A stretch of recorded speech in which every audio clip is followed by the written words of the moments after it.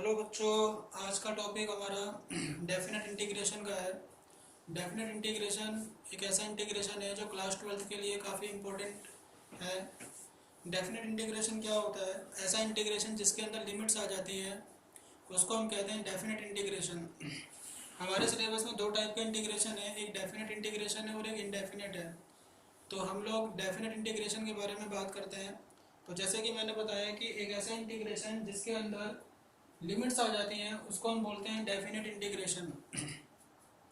तो definite integration के ऊपर एग्ज़ाम में सवाल कैसे आते हैं, बोर्ड में बहुत सारे क्वेश्चन इसके ऊपर आते हैं जो आप लोगों को समझने होंगे कि किस तरीके से बोर्ड में इसके क्वेश्चंस पूछे जाते हैं। तो इसको समझाने के लिए पहले मैं आपको इसकी प्रॉपर्टी बताता हूँ, बेसिक प्रॉपर्टी जिस पे एग्ज़ाम के अंदर क्वेश्चंस पूछे जाते हैं।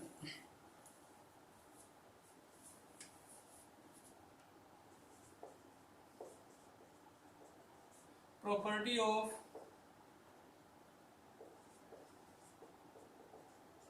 Definite integration. इसकी जो प्रॉपर्टी होती है, प्रॉपर्टी 1,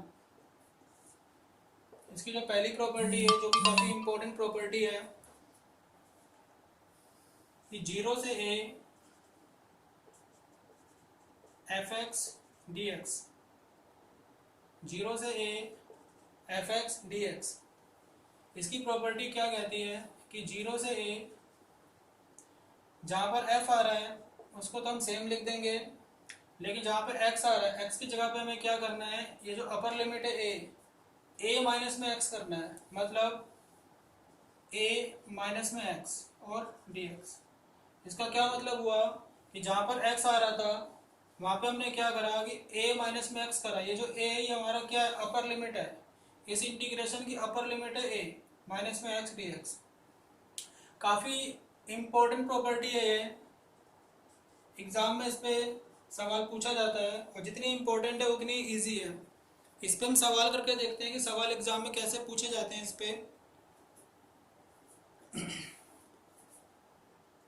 क्वेश्चन कराते हैं। इस पे क्वेश्चन नंबर 1 हमारे पास में क्वेश्चन है, इंटीग्रेशन 0 से π/2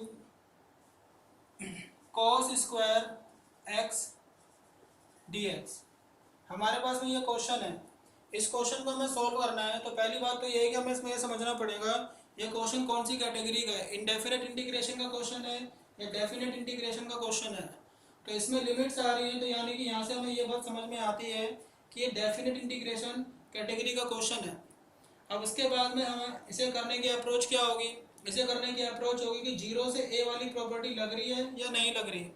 तो जैसे कि मैंने आपको लिखवाया कि 0 से a F x D x, जिसकी प्रॉपर्टी ये है, और अगर हम इसको, ये हमारा 0 है, अगर हम ऊपर वाले को a मान लें तो ये मीन्स 0 से a की प्रॉपर्टी वाला क्वेश्चन है। तो हम इसको इसी अप्रोच के साथ में सॉल्व करने की कोशिश करेंगे। तो सबसे पहले हम क्या करते हैं कि इंटीग्रेशन में जो भी क्वेश्चंस आते हैं, इंटीग्रेशन के अंदर जो भी क्वेश्चंस आते हैं हम उसको आई मान लेते हैं। हम मान लेते हैं ये जो हमारा क्वेश्चन है, ये हमारा जो क्वेश्चन है, ये हमारा क्वेश्चन आई के बराबर है। आई कुछ नहीं है, सिर्फ एक आई नोटेशन होती है जिसको हम मान लेते हैं ये क्वेश्चन हमारा आई के बराबर है। तो ऐसे ही हम करते हैं, हम ये मान लेते हैं ये क्वेश्चन जो हमारा है ये हमारा आई के बराबर क्वेश्चन है। तो मैंने लेट कर लिया, लेट आई बराबर में 0 से π/2 cos स्क्वायर x dx। इस क्वेश्चन को मैंने i के बराबर में मान लिया। इंटीग्रेशन में जो भी क्वेश्चन करेंगे हम सारे क्वेश्चन को यही मान के चलेंगे, i बराबर में। इसको मैं मान लेता हूँ ये इक्वेशन नंबर फर्स्ट है। अब हम यहाँ पे ये वाली प्रॉपर्टी अप्लाई करने जा रहे हैं।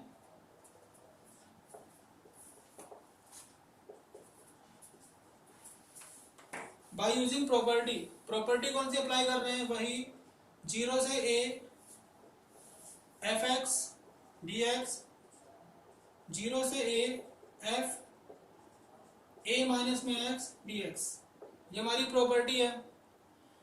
तो इसको अप्लाई करने जा रहे हैं। तो i बराबर 0 से π/2 cos स्क्वायर, जहाँ पर x आ रहा है वहाँ पे हम क्या रख देंगे, a माइनस एक्स, मीन्स ये हमारा a है तो हम क्या करेंगे, a माइनस में x मीन्स π/2 माइनस π/2 माइनस में x और dx। अब इसके बाद में हमें ये देखना पड़ेगा ये जो cos स्क्वायर π/2 माइनस में x है ये हमें सोल्व करने पर क्या मिलेगा।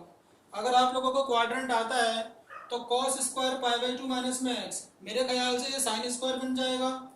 π/2 माइनस में x 90 माइनस में थीटा, तो यानी कि हम इसको क्या लिख सकते हैं, हम इसको लिख सकते हैं साइन स्क्वायर x dx।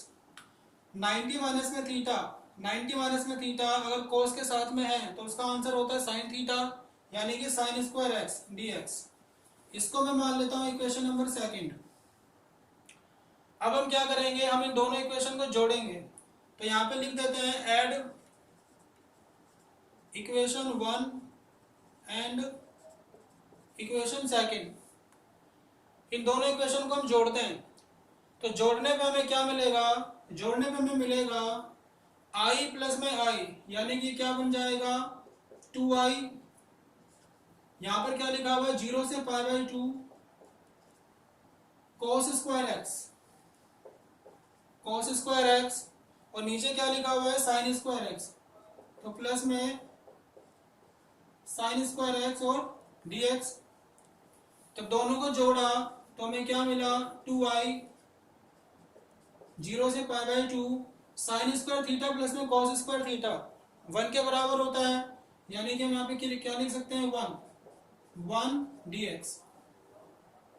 अब 1 का इंटीग्रेशन करना है तो सबसे पहले हम इसको 1 का इंटीग्रेशन क्या होता है, 1 का इंटीग्रेशन होता है x, ये तो पता ही होगा आप लोगों को। 1 का इंटीग्रेशन 1 dx ये हमें क्या देता है x। तो 1 का अच्छा जो लिमिट्स है ना, लिमिट्स को अभी लगाना नहीं है, लिमिट्स को अभी लिमिट्स को अभी मान के चलो कि लिमिट्स नहीं है, आपके पास में सिर्फ ये लिखा हुआ है 1 dx सिंपल।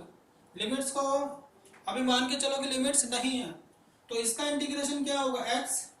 अब यहाँ पे ब्रैकेट लगा दो इंटीग्रेशन होने के बाद में। अब लिमिट्स क्या थी 0 से π/2, 0 से π/2 हमारी लिमिट थी। लिमिट को हम यहाँ पर भी लगा सकते हो, ऐसी कोई दिक्कत वाली बात नहीं है, आप यहाँ लिमिट को लगा लो। अब लिमिट को पुट करने का तरीका क्या होता है, लिमिट को पुट करने का तरीका होता है कि इसको हम बोलते हैं अबव लिमिट, इसको हम बोलते हैं लोअर लिमिट।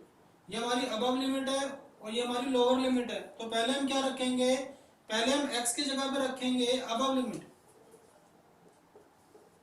x की जगह पे रखेंगे अबव लिमिट, फिर लगाएंगे माइनस और फिर रखेंगे लोअर लिमिट। लोअर कौन सी है 0। लिमिट को पुट करने का तरीका क्या होता है अपर माइनस में लोअर, अपर माइनस में लोअर, अपर लिमिट माइनस में लोअर लिमिट, और कहां पे रखनी है x की जगह पे रखनी है। अब इसको अगर हम सॉल्व करेंगे तो क्या बनेगा, ये 2i बराबर में π/2, अगर हम i निकालेंगे तो क्या बनेगा π/4। तो ये हमारा आंसर है π/4। तो